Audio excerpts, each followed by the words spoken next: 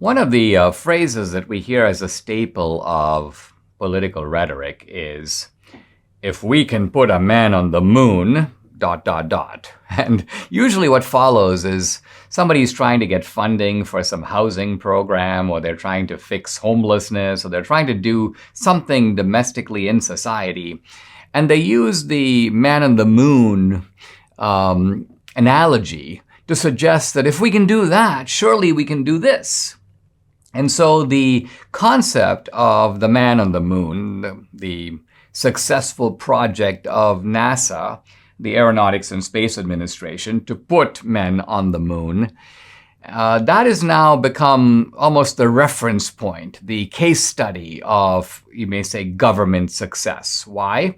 Because this project was pursued at least through the 1960s, through the Kennedy administration, and subsequently through the Johnson administration. And of course, in 1969, the United States did put the first man on the moon, Neil Armstrong. And so this is sort of the glory days of NASA. And to this day, we find that those glory days are invoked. If we can put a man on the moon, why can't we? Blah, blah, blah.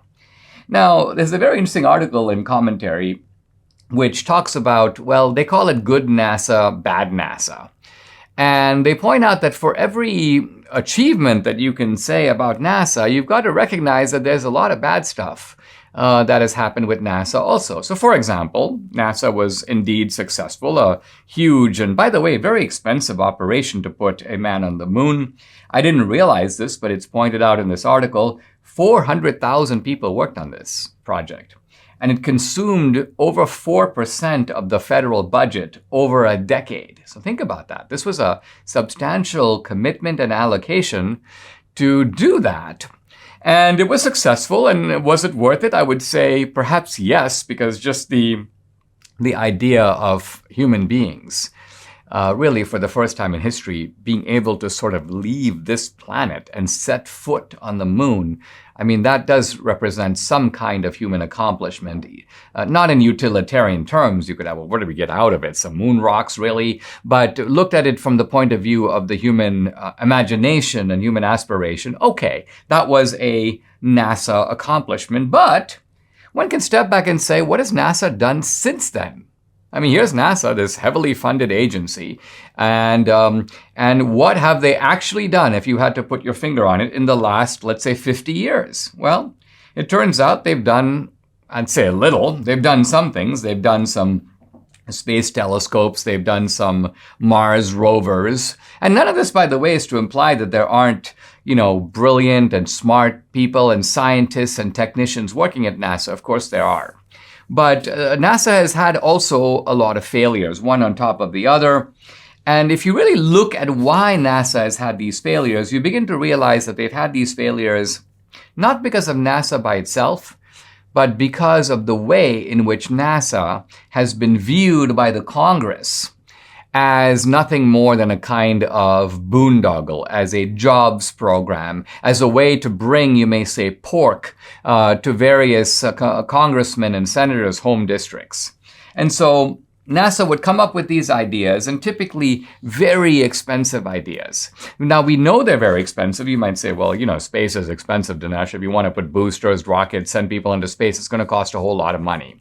Well, it does cost a whole lot of money, but if you follow what Elon Musk is doing with SpaceX, he's very careful to reuse rockets. He's very careful to sort of figure out ways to keep the costs down. He's approaching space like an entrepreneur. And he's also approaching space like a business. If ultimately you want to have, let's just say, consumer tourism to space, if you want to give people a chance to go to the moon, you basically say, okay, well, how much are they willing to pay to do that? And how much revenue does that mean for me? And how much does each trip have to cost so I can make that happen and make it worthwhile? But see, Congress doesn't do any of this. The way they look at it is, if there's an expensive space program going on, people go, well, what's it going to mean for my district? Are they going to be building all kinds of equipment here, all kinds of accelerators, and are we going to be launching boosters from here? And are we going to use a lot of technical people? Are our universities going to get massive research grants? So from Congress's point of view, this is just another way to raid the public purse.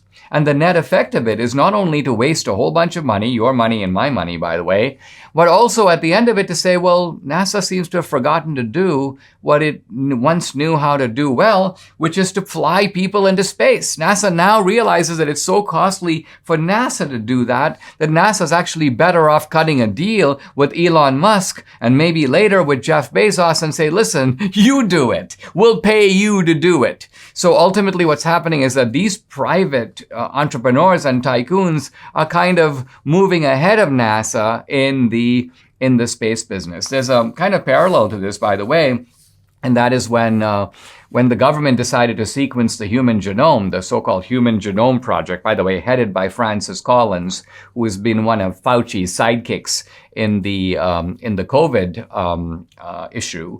But Francis Collins was spearheading the Human Genome Project, and a private entrepreneur in San Diego says, listen, I don't need a big government program. I'll do it. And I'll do it faster than those guys. And he did. Now, eventually, he sort of decided to cooperate with them and share the credit. But that was just munificence on his part. This shows you how nimble and effective the private sector is compared to government. I think ultimately what seems to have reduced the effectiveness of NASA, allowed bad NASA to triumph over good NASA, is not the lack of intelligence, is not the lack of know-how, but it's simply the fact that this is just another big, fat government program.